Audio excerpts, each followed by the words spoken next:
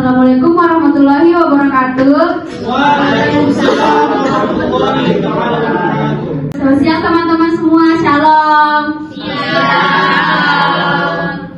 Oke, jadi di sini kami akan mempresentasikan hasil diskusi kami mengenai analisa pasal 154 Rancangan Undang-Undang Kesehatan mengenai kesamaan status tembakau dengan narkoba dan psikotropika. Nah, sebelum itu kita nonton video dulu.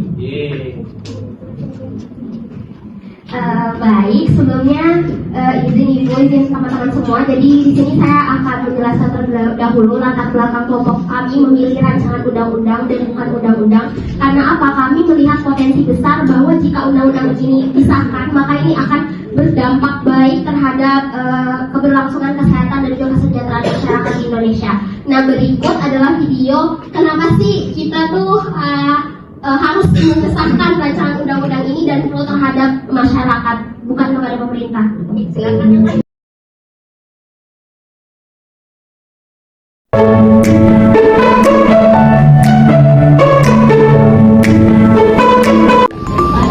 Mengapa kita perlu terhadap undang-undang ini? Karena undang-undang ini sangat pro terhadap kesehatan.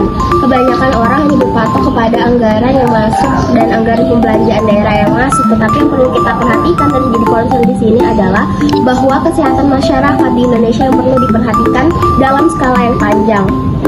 Dan undang-undang ini dapat mengatur dan membantu masyarakat untuk dapat meningkatkan kesehatan dan juga kesejahteraan melalui pengamanan tembakau atau bahan dasar pembuatan rokok.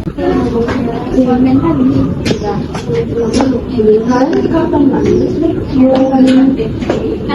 kayaknya besok ada asap. ini bau banget asapnya. Kamu kalau ngerokok jangan di sini deh, karena Ganggu banget, kita nggak bisa. mana tata keramanya, Pak? Emang ada larangan buat yang merokok di sini?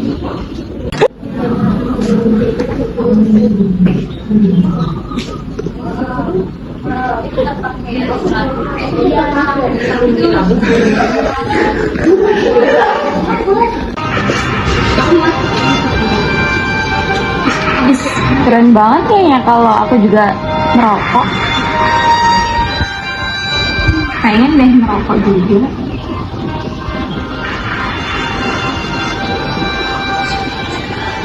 Udah kok.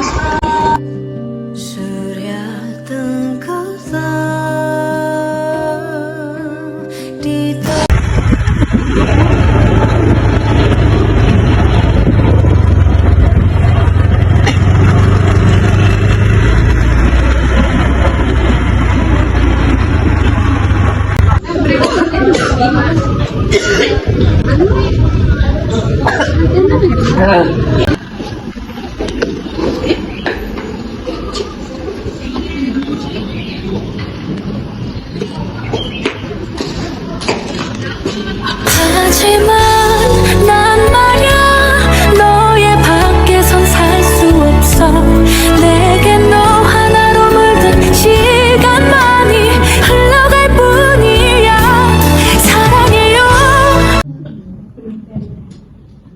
Oke, kita udah nonton video ya. Untuk materi selanjutnya saya serahkan ke teman-teman.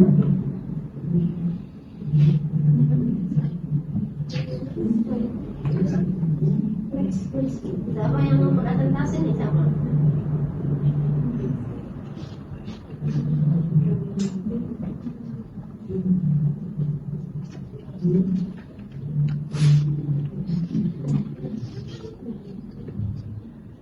Untuk perkenalan gak usah, soalnya kita udah kenal semua.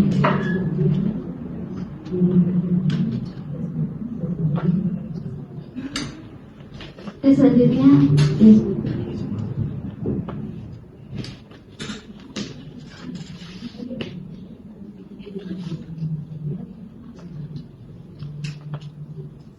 Baik, pertama saya akan menjelaskan mengenai pengamanan zat adiktif.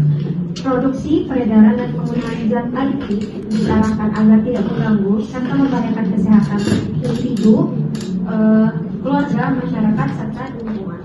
Zat adiktif yang dimaksud ini mencakup semua bahan atau produk yang bersifat adiktif yang penggunaannya dapat menimbulkan kerugian bagi diri sendiri ataupun masyarakat. Zat adiktif ini dapat berupa narkotika, psikotropika, minuman beralkohol, serta hasil pengolahan zat adiktif lainnya. Produksi, peredaran, dan penggunaan zat adiktif yang berupa narkotika, psikotropika, dan minuman beralkohol harus dilaksanakan sesuai dengan ketentuan peraturan perundang-undangan. Sementara itu, produksi, peredaran, dan penggunaan zat adiktif lainnya harus memenuhi standar serta persyaratan kesehatan yang berlaku. Hasil tembakau sebagai salah satu bentuk zat adiktif lainnya dapat berwujud sigaret, cerutu, rokok daun, tembakau iris, dan tembakau padat maupun cair yang digunakan dalam rokok elektrik. Di samping itu, hasil pengolahan zat adiktif lain yang tidak mengandung tembakau dapat hadir dalam bentuk padat, cair, ataupun bentuk lainnya.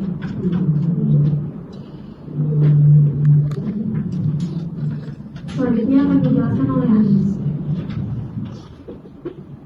Baik, selanjutnya itu ada pembatalan pengesahan rancangan Undang-Undang Kesehatan Pasal 154. Nah, jadi pada 11 Juli 2023, rancangan Undang-Undang Kesehatan ini disetujui dan diresmikan oleh Dewan Perwakilan Rakyat Republik Indonesia sebagai undang-undang. Namun, undang-undang ini juga mengatur berbagai aspek, termasuk ketentuan mengenai zat adiktif pada produk tembakau.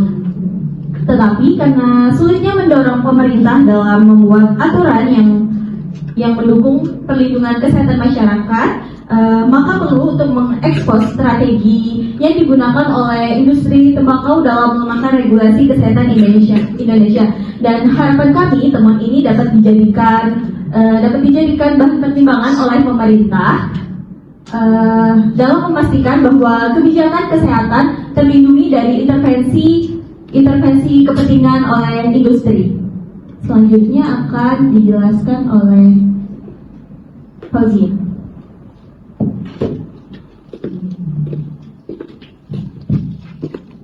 Baik, jadi selanjutnya ini adalah latar belakang. Tadi kan sudah ada disebut oleh Aziza tentang kenapa RUU ini perlu disahkan dan yang ada di video tadi. Jadi perlu teman-teman ketahui juga pada saat pembuatan RUU ini itu beberapa kali ada penolakan. Yang pertama yaitu pada saat pasal tentang narkotika, psikotropika, dan bahan tembakau itu mau dijadikan satu pasal, itu ditolak juga. Selanjutnya juga penolakan terjadi ketika ada larangan iklan tembakau, itu ditolak oleh yang berkuasa di atas. Selanjutnya itu juga ada kepentingan medis, herbal, farmasi, kosmetik, dan aromaterapi yang mengandung produk tembakau juga ditolak. Karena beberapa penolakan tadi ini melatar belakangi tantangan yang sering dihadapi dalam penyusunan RUU maupun UU untuk bahan dari zat adiktif ini sendiri, terutama terkait campur tangan mereka yang berpotensi untuk melepaskan regulasi terhadap pengendalian tembakau di Indonesia. Nah, selanjutnya ada beberapa fakta yang diputarbalikan yang akan dijelaskan oleh teman saya. Oke, baik. Di sini saya akan menjelaskan mengenai fakta yang diputarbalikan. Nah, berikut ini merupakan beberapa statement dan juga fakta-fakta yang kami temukan dari beberapa jurnal bahwa sebenarnya kenapa kita harus pro terhadap rancangan undang-undang ini. Oke, jadi perlu kita ketahui bersama bahwa 104 negara itu, bahkan negara-negara yang belum berkembang itu sudah menyetujui dan juga sudah menerapkan bahwa rokok atau bahan-bahan yang mengandung tembakau itu sudah masuk dalam kategori narkotika, psikotropika, dan zat adiktif lainnya. Dan Indonesia itu merupakan satu-satunya negara di Asia Tenggara yang masih melegalkan iklan rokok.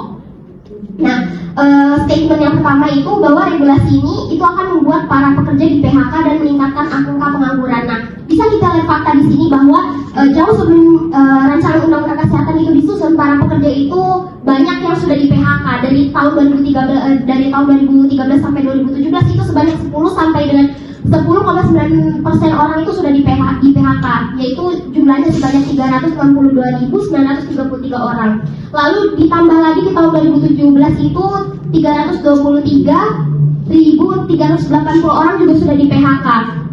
Dan ini tuh membuktikan bahwa statement itu tuh tidak benar, bahwa jika ada undang-undang ini maka PHK massal itu akan terjadi, karena sebelum-sebelumnya itu PHK massal itu sudah terjadi, bukan karena adanya regulasi ini.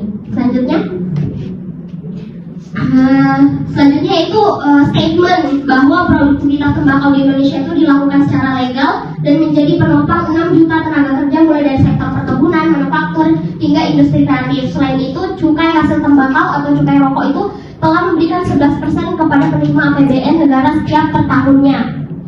Nah, padahal tembakau itu turun dari 24% dari yang jumlahnya 698.000 pada tahun 1996 itu menjadi 511.000 pada tahun 2019. Nah, sebenarnya rokok itu sudah sangat menurun dari regulasi-regulasi yang sudah ada sebelumnya. Tapi di sini beberapa petinggi itu masih terus meyakinkan bahwa sebenarnya regulasi ini tuh tidak boleh ada karena itu akan menurunkan anggaran penerimaan APBN di negara kita.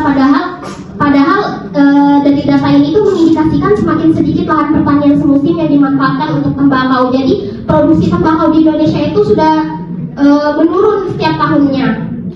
Seperti itu.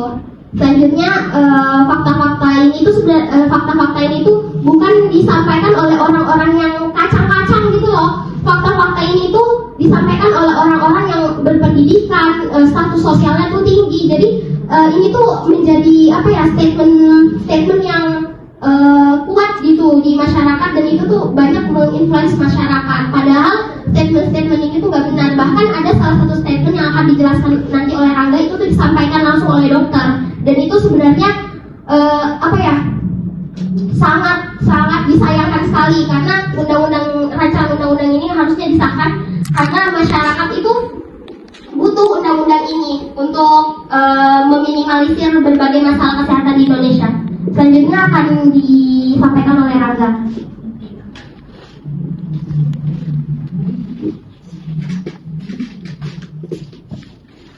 Oke, nah dari dengarkan yang apa yang dijelasin Aziza, bahwa pemerintah itu jelas-jelas mereka hanya mementingkan kepentingan mereka sendiri. Karena dari yang kita tahu dari dulu dan sampai sekarang, bahkan kakek buyut kita pasti konsumsi yang namanya rokok. Nah, kalau nggak ada rokok nggak hidup mereka, oke? Dan pemerintah juga makan pajak banyak dari situ. Nah, bisa lihat di sini bahwa aturan produk tembakau seharusnya dikeluarkan dari RPPUU Kesehatan agar bisa dibicarakan dulu secara komprehensif. Nah, mereka juga memohon kepada Presiden Jokowi pada saat itu untuk mempertimbangkan seluruh aspirasi dari industri pertembakauan Indonesia demi menjaga keberlangsungan mata pencaharian yang jutaan orang gitu ya. Nah, faktanya di sini Kemenkes ya, melalui Direktur Jenderal Pencegahan dan Pengendalian Penyakit P2P telah memfasilitasi diselenggarakannya pasal-pasal pengamanan RDP rapat dengar pendapat mengenai adiktif maupun tema-tema lainnya. Nah, kegiatan rapat dengar pendapat selain secara luring ini juga diselenggarakan secara daring melalui Zoom dan disiarkan langsung atau live streaming melalui YouTube. Nah, selain itu Kemenkes juga menyebarkan secara luas link yang dapat diisi dengan masukan-masukan dari masyarakat. Next, oke. Nah, ini statement selanjutnya, di mana mereka mengatakan bahwa melihat bukti-bukti ilmiah yang ada, pemerintah itu harus bersikap lebih terbuka. Katanya mereka itu harus lebih terbuka terhadap apa yang mereka katakan ini, dari melihat profil resiko yang dimiliki oleh produk tembakau alternatif dan memanfaatkannya secara optimal. Nah, mereka bilang cari rokok alternatif yang bagaimana yang mereka maksudnya. Jadi kita juga bingung gitu. Pastinya juga mereka nggak bakal ngecek secara keseluruhan gitu ya. Rokok yang penting mereka dapat aja itu uang dari pajak. Oke, itu yang dari kami ya. Lalu di sini nikotin selama ini dianggap sebagai sumber masalah kesehatan pada rokok ketimbang tar. Nah, nyatanya pada Oktober 2023 setidaknya 39 negara dari seluruh dunia telah menerapkan larangan total terhadap rokok elektronik. Nah, sementara itu di Indonesia hanya menerapkan pengendaliannya. Nah, WHO juga mengeluarkan pernyataan yang menegaskan bahwa rokok elektronik terbukti berbahaya bagi kesehatan karena mengandung bahan toksin, termasuk nikotin, tidak direkomendasikan sebagai alat bantu berhenti merokok dan berpotensi sebagai pintu gerbang penggunaan rokok konvensional. Nah, teman-teman pasti punya kan teman yang rokok, kita nggak sebut merek, luar biasa bau gitu ya, dan itu tuh ternyata lebih berbahaya daripada rokok, teman-teman. Teman-teman pasti punya kan mbah buyut nih atau kakek gitu. Nah, yang mereka tuh fine aja gitu sampai sekarang gara-gara merokok gitu. Walaupun ngerokok itu merusak paru-paru ya teman-teman, tapi kan mereka tuh dulu jalan kaki ya. Nah, kalau mereka menyamakan rakyat Gen Z, anak-anak Gen Z kayak kita nih ya, yang kesana kemari naik motor, naik mobil, terus tuh berkumpul tuh di situ tempat di Dugem itu ya. Terus tuh nggak ada ibu. Tidak ada. Nah, maksudnya tidak jangan sampai bunuh maksudnya. Nah, kebanyakan. Kenapa kalau dugem utara? Kita nggak usah ngambil jauh ya, bukan di Dugem. Cuman kalau nongkrong aja gitu ya, misalnya kita ke fakultas lain, karena kalau fakultas kita nggak boleh merokok ya. Nah, terus bisa tuh ngelihat rokok-rokok elektronik tuh banyak aja gitu ya. Bahkan orang yang naik motor itu ada yang nge-vape. Pernah nggak kayak gitu? Pernah. Mau kan kita?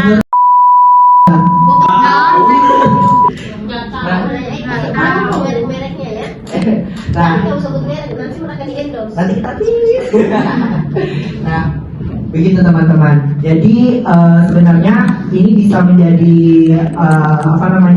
pembahasan kita dan bisa kita lebih gali lebih dalam tentang ini karena kita semua pasti punya teman yang merokok dan bahkan nggak tahu ya di sini ada merokok atau enggak, tapi kayaknya nggak ada ya karena kita anak FKM dan tidak merokok gitu ya.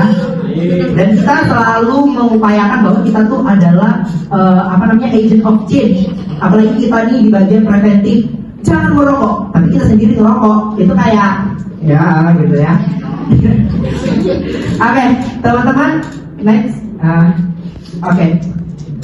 Nah, di sini ada fakta menyebabkan masalah PTM dan yaitu penyakit tidak menular yang akan dijelaskan oleh teman saya. Terima kasih.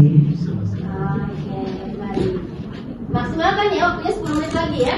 Oke, selanjutnya tadi sudah dijelaskan nih fakta dari Rangga dan Jas. Misalnya ini fakta bahwa rokok ini menyebabkan masalah PTM nih, penyakit tidak menular. Seperti yang kita tahu, PTM ini menjadi masalah di Indonesia nih yang dihadapi oleh bidang dalam pembangunan kesehatan. Kenapa? Karena masyarakat yang terpapar penyakit tidak menular ini rata-rata adalah usia produktif atau masyarakat yang diperlukan oleh keluarganya sendiri, oleh masyarakat, oleh bangsa dan negara untuk memajukan bangsa Indonesia sendiri. Nah, di Indonesia sendiri proporsi angka kematian penyakit tidak menular ini meningkat nih dari tahun 1965 dari angka 41,4% menjadi 59,5% pada tahun 2007 menurut Riskesdas 2007. Nah, salah satu penyakit tidak menular itu penyakit tidak menular adalah stroke, hipertensi dan penyakit jantung.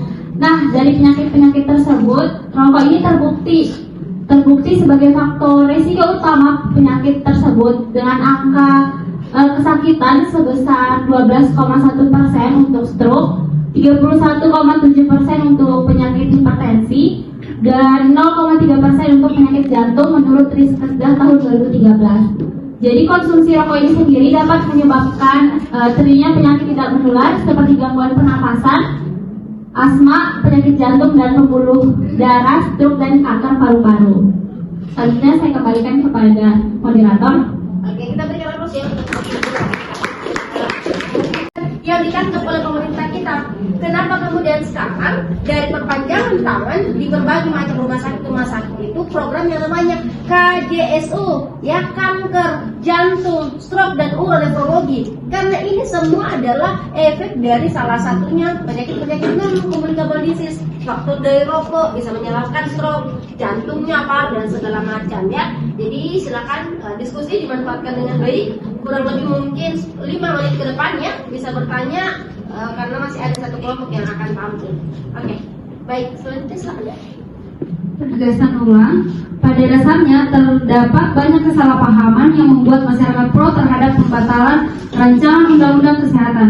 Selain itu, pengaruh elit politik juga membubui proses penegasan rancangan undang-undang kesehatan tersebut.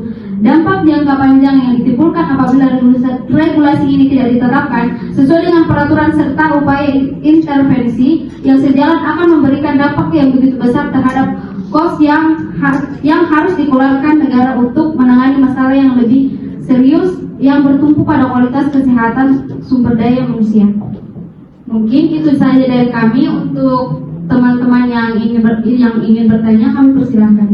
Silakan, nanti banyak pertanyaan ya. Sudah ada dari sebelah kanan. Saya Salma dari kelompok 5 ini bertanya sesuai dengan apa yang teman-teman sampaikan tadi, apa saja sih tantangan utama yang dihadapi dalam upaya pengendalian tembakau di Indonesia, khususnya dari segi regulasi hukum dan intervensi pihak industri. Baik, jadi di sini saya akan menjawab pertanyaannya dari Salma ya, tentang tantangan utama kenapa pengendalian tembakau di Indonesia itu masih susah. Sebenarnya tadi ini sudah beberapa kali banyak dibahas di latar belakang dan juga diomongkan oleh Ibu, karena beberapa itu masih mengambil alasan yang klise.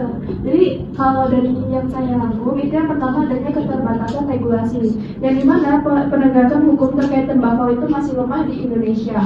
Lalu yang kedua itu intervensi dari industri tembakaunya sendiri. Nah, industri tembakau ini dia melakukan lobby kepada pihak yang lebih kuat. Terus juga mereka ini untuk memakai regulasi agresif dalam pemasaran, mereka menggunakan argumen ekonomi terkait rokok ini, income rokok di Indonesia sendiri. Lalu ketiga, tingginya prevalensi dari orang yang merokok gitu. Terus yang terakhir dari faktor sosial dan budayanya ini sebagai faktor pendukung mereka di daerah masing-masing gitu. Terima kasih. Dari saya terkait pertanyaan yang bahwa tantangan yang dihadapi oleh pemerintah.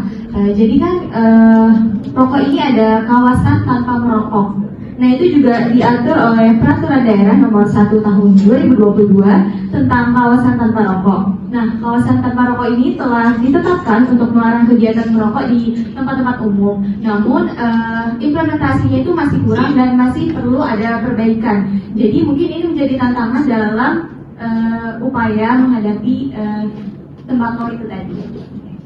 Nah, kalau dari situ kan terdapat statement yang mengatakan bahwa RUU ini belum dibicarakan secara komprehensif, tetapi faktanya kan Kemenkes sendiri sudah menyelenggarakan RDP mengenai pasal-pasal ini.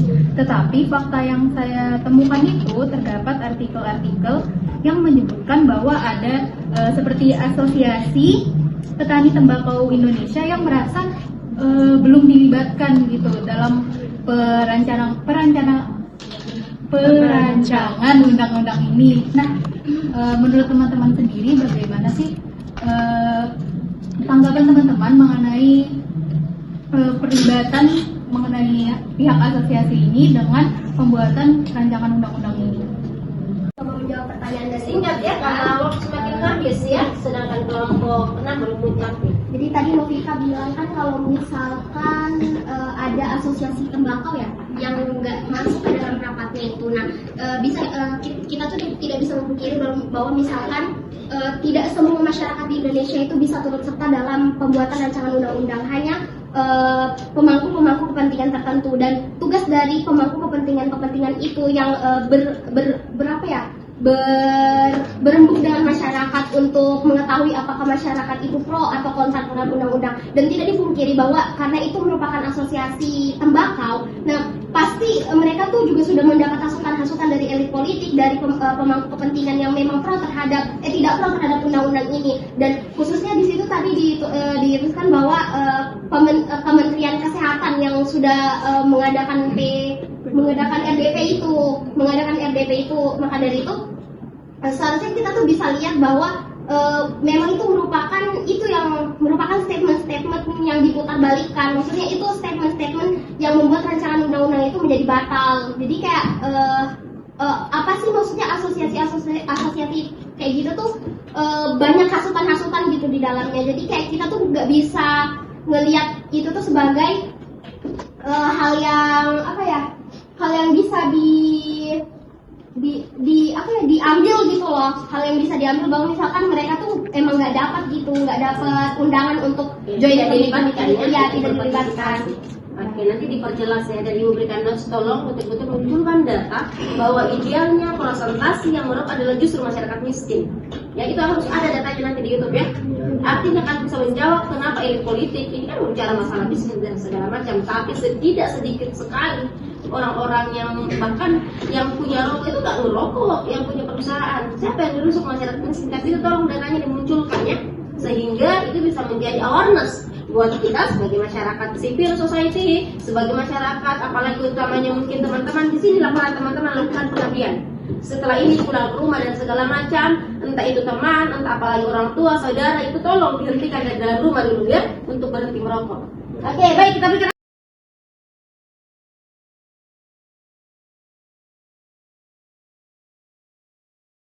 Masa-masa yang